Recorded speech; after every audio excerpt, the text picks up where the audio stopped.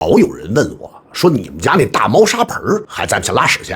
各位统一回复啊，没了，快5年，早没，现在是别的猫家了，早们铲干净。而且您问就问吧，非后带一句说：“你那会儿这，我那会儿怎么了？我那会儿都光我胖了吗？那猫也比现在瘦啊。”现在他们俩叫饱食终日，四体不前。那天给我吓着了，就他们俩打呼噜打那么大声，我正玩游戏呢，我就感觉我们家有俩大爷干完活上我们家睡，上午觉了，睡那个香啊。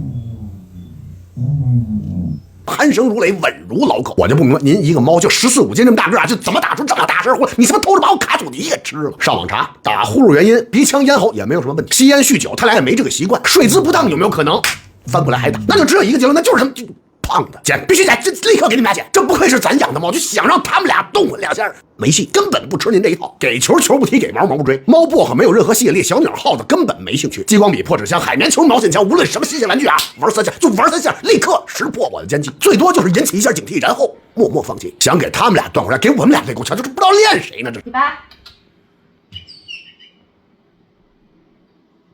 不动是迈不开腿，是不是？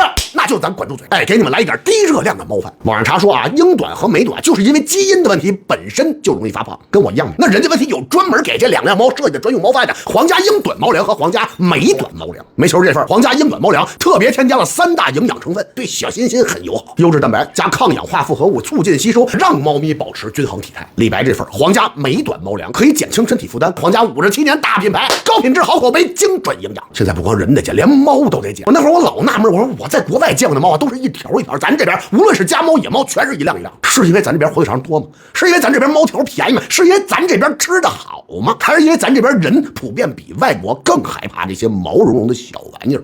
吃不饱啊！现在这人自己天天吃什么随便，不舒服也不看，但是猫猫狗狗但凡有点问题，赶紧抱去上医院，因为我们知道我们这毛病啊，不看问题不大，大了看不起。但是我们生怕这些不会说话的小东西，因为我们的粗心造成接受不了的遗憾。他们俩今年已经8岁了，我打心眼里希望他们俩能多跟我一起吃几年饭。我现在啊，还有一点点些小的问题还解决不了，我先求助一下各位啊，这怎么着才能让他们自己吃自己的？冷静，冷静，这个不是你的，还有你的，还有你的，还有你的。球子，你吃错了，你吃这碗，哪个你都吃。